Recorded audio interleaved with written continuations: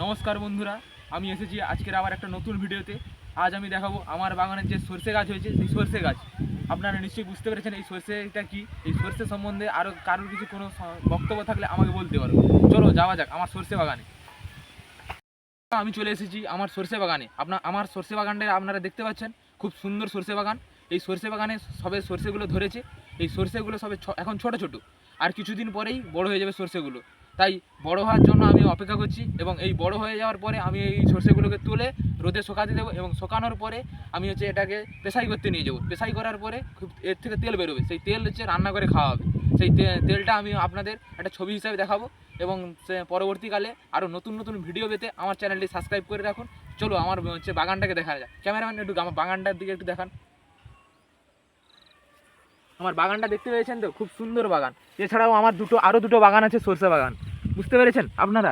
চলো যাওয়া যাক আরও দুটো বাগানে, চলুন।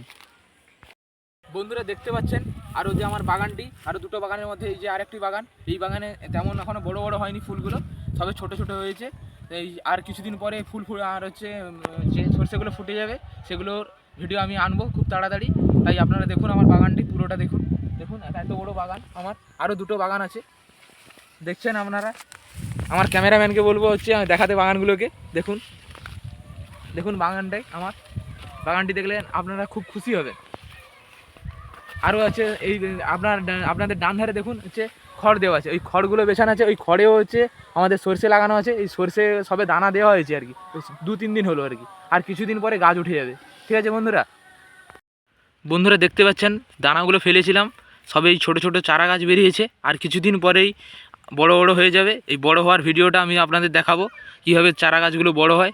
তাই আপনারা আমার চ্যানেলটাকে সাবস্ক্রাইব করুন, এবং সঙ্গে থাকুন আরও নতুন নতুন ভিডিও পেতে।